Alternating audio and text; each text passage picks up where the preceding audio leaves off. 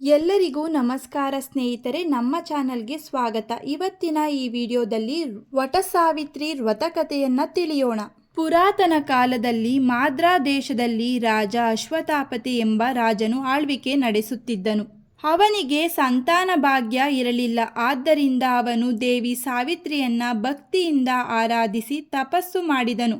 ಅವನ ಭಕ್ತಿಗೆ ಮೆಚ್ಚಿದ ದೇವಿಯು ನಿನಗೆ ಒಬ್ಬಳು ಗುಣವಂತೆಯಾದ ಮಗಳು ಜನಿಸುತ್ತಾಳೆ ಎಂದು ವರ ನೀಡಿದರು. ಸ್ವಲ್ಪ ಸಮಯದ ನಂತರ ರಾಜನಿಗೆ ಒಬ್ಬಳು ಸುಂದರ ಮತ್ತು ಬುದ್ಧಿವಂತ ಮಗಳು ಜನಿಸಿದಳು. ದೇವಿಯ ಅನುಗ್ರಹದಿಂದ ಜನಿಸಿದರಿಂದ ಆಕೆಗೆ ಸಾವಿತ್ರಿ ಎಂದು ಹೆಸರಿಟ್ಟರು. ಸಾವಿತ್ರಿಯು ಬೆಳೆದು ದೊಡ್ಡವಳಾದಾಗ ತನ್ನ ಪತಿಯಾಗಿ ಸತ್ಯವಾನ ಎಂಬ ರಾಜಕುಮಾರನನ್ನ ಆಯ್ಕೆ ಮಾಡಿಕೊಂಡಳು. ಆದರೆ ನಾರದ ಮಹರ್ಷಿ ಅವರು ಸತ್ಯವಾನನ ಅಲ್ಪಾಯುಷಿ ಮದುವೆಯಾದ 1 ವರ್ಷದೊಳಗೆ ಮರಣ ಹೊಂದುತ್ತಾನೆ ಎಂದು ತಿಳಿಸಿದರು. ಈ ವಿಷಯ ತಿಳಿದಿದ್ದರೂ ಸಾವಿತ್ರಿ ತನ್ನ ನಿರ್ಧಾರವನ್ನು ಬದಲಿಸಲಿಲ್ಲ. ಅವಳು ಸತ್ಯವಾನನನ್ನೇ ವಿವಾಹವಾದಳು ಮತ್ತು ಪತಿಯೊಂದಿಗೆ ಅರಣ್ಯದಲ್ಲಿ ಸಂತೋಷದಿಂದ ಜೀವನವನ್ನ ನಡೆಸತೊಡಗಿದಳು. 1 ವರ್ಷದ ನಂತರ ನಾರದರು ಹೇಳಿದ ದಿನ ಸಮೀಪಿಸಿತು. ಆ ದಿನ ಸಾವಿತ್ರಿಯು ಕಠಿಣ ಉಪವಾಸವನ್ನ ಕೈಗೊಂಡು ಪತಿಯ ಜೊತೆಗೆ ಕಾಡಿಗೆ ಹೋದಳು. ಸತ್ಯವಾನನು ಮರವನ್ನು ಕಡಿಯುತ್ತಿದ್ದಾಗ ಹಠಾತ್ತನೆ ತಲೆಸುತ್ತು ಬಂದು ಸಾವಿತ್ರಿಯ ಮಡಿಲಲ್ಲಿ ಮಲಗಿದನು. ಸ್ವಲ್ಪ ಹೊತ್ತಿನಲ್ಲೇ ಅವನು ಪ್ರಾಣವನ್ನು ಬಿಟ್ಟನು. ಆಗ ಯಮಧರ್ಮರಾಜ ಸತ್ಯವಾನನ ಪ್ರಾಣವನ್ನ ತೆಗೆದುಕೊಂಡು ಹೋಗಲು ಬಂದನು. ಯಮನು ಆತ್ಮವನ್ನು ಕೊಂಡೊಯ್ಯುತ್ತಿದ್ದಾಗ ಸಾವಿತ್ರಿಯು ಯಮನ ಹಿಂದೆ ನಡೆದುಕೊಂಡು ಹೋಗುತ್ತಿದ್ದಳು. ಯಮನು ಎಷ್ಟೇ ಹೇಳಿದರೂ ಆಕೆ ಹಿಂದಿರುಗಲಿಲ್ಲ.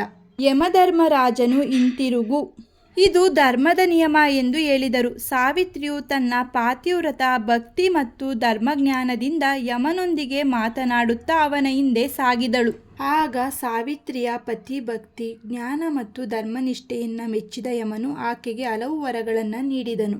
ಸಾವಿತ್ರಿಯು ಮೊದಲು ತನ್ನ ಅತ್ತೆ ಮಾವಂದಿರ ರಾಜ್ಯ ಮತ್ತು ದೃಷ್ಟಿ ಮರಳುವಂತೆ ವರ ಕೇಳಿದಳು.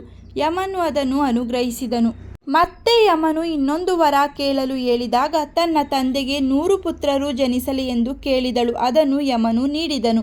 ಕೊನೆಗೆ ಯಮನು ಮತ್ತೊಂದು ವರ ಕೇಳಲು ಹೇಳಿದಾಗ ಸಾವಿತ್ರಿಯು ನಾನು ಸತ್ಯವಾನನಿಂದ 100 ಮಕ್ಕಳ ತಾಯಿಯಾಗಬೇಕು ಎಂದು ಕೇಳಿದಳು. ಆಗ ಯಮಧರ್ಮರಾಜನು ತನ್ನ ಮಾತಿನಲ್ಲೇ ಸಿಲುಕಿಕೊಂಡನು. ಪತಿ ಜೀವಂತವಾಗಿರದೇ ಇದ್ದರೆ ಮಕ್ಕಳಾಗುವುದು ಹೇಗೆ ಎಂದು ಯೋಚಿಸಿ ಸಾವಿತ್ರಿಯ ಅಚಲಪತಿ ಭಕ್ತಿ ಮತ್ತು ಧರ್ಮನಿಷ್ಠೆಗೆ ಮೆಚ್ಚಿ ಸತ್ಯವಾನನಿಗೆ ಪುನಃ ಜೀವದಾನವನ್ನ ಮಾಡಿದನು. ಹೀಗೆ ಸಾವಿತ್ರಿಯು ತನ್ನ ಪತಿಯ ಪ್ರಾಣವನ್ನ ಮರಳಿ ಪಡೆದು ಅಖಂಡ ಸೌಭಾಗ್ಯವತಿಯಾದಳು. ಈ ಘಟನೆ ನಡೆದಿದ್ದು ವಟವೃಕ್ಷ ಆಲದ ಮರದ ಕೆಳಗೆ ಎಂಬ ನಂಬಿಕೆ ಇದೆ. ಆದ್ದರಿಂದ ವಿವಾಹಿತ ಮಹಿಳೆಯರು ತಮ್ಮ ಪತಿಯ ದೀರ್ಘಾಯುಷ್ಯ ಮತ್ತು ಕುಟುಂಬದ ಸುಖ ಸಮೃದ್ಧಿಗಾಗಿ ವಟಸಾವಿತ್ರಿ ವ್ರತವನ್ನ ಆಚರಣೆ ಮಾಡುತ್ತೇವೆ. ಕಥೆಯ ಸಾರಾಂಶವೆಂದರೆ ಪತಿವ್ರತ ಭಕ್ತಿ ಮತ್ತು ಧರ್ಮನಿಷ್ಠೆಯ ಮಹತ್ವವನ್ನು ಈ ಕಥೆ ತಿಳಿಸುತ್ತದೆ. ಸತ್ಯ, ಧರ್ಮ ಮತ್ತು ಅಚಲ ನಂಬಿಕೆ ಇದ್ದರೆ ಕಷ್ಟಗಳನ್ನು ಜಯಿಸಬಹುದು ಎಂಬ ಸಂದೇಶವನ್ನು ಕೊಡುತ್ತದೆ. ಅಷ್ಟೇ ಅಲ್ಲದೆ ವಟವೃಕ್ಷವು ದೀರ್ಘಾಯುಷ್ಯ, ಸೌಭಾಗ್ಯ ಮತ್ತು ಕುಟುಂಬದ ಸ್ಥಿರತೆಯನ್ನು ಸಂಕೇತಿಸುತ್ತದೆ.